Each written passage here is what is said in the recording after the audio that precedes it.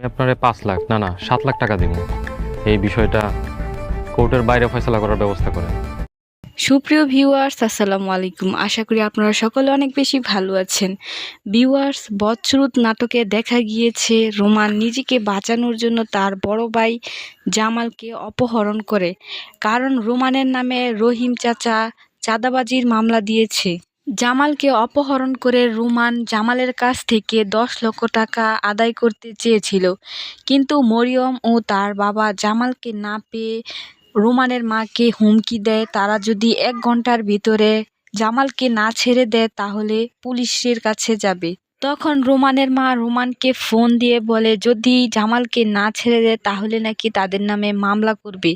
যদি রোমান জামালকে আটকে রাখে তাহলে তাকে ছেড়ে দেওয়ার জন্য রোমানের মা রোমানকে বলে। রোমান ভয়ে জামালকে ছেড়ে দেয়। জামাল রোমানকে কথা দিয়েছে তাকে এই মামলা থেকে উদ্ধার করবে। জামাল বাড়ি ফিরে এসে রহিম চাচাকে বলে রোমানের উপর থেকে মামলাটি তুলে নেওয়ার জন্য, এতে যা টাকা লাগবে তা রহিম চাচাকে দিয়ে দিবে।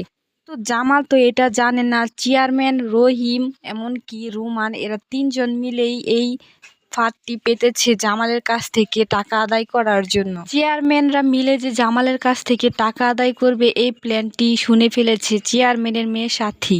এই জামালকে তাদের এই প্ল্যানটির কথা বলে দিয়েছে।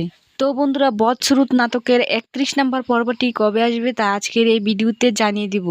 বন্ধুরা, আপনারা যদি আমাদের চ্যানেলে নতুন সদস্য হয়ে থাকেন তাহলে অবশ্যই চ্যানেলটিকে সাবস্ক্রাইব করে দিবেন, কারণ আমরা প্রতিনিয়ত এই সকল ভিডিওর আপডেট দিয়ে থাকি। আর হ্যাঁ বন্ধুরা, নাটকটি ভালোবেসে কে কোথা থেকে দেখছেন তাও অবশ্যই কমেন্টের মাধ্যমে জানিয়ে দিবেন। তো বন্ধুরা, চলুন আর বেশি কথা না বাড়িয়ে জানা যাক বদসুরুত নাটকের 31 নম্বর পর্বটি কবে আসতে চলেছে।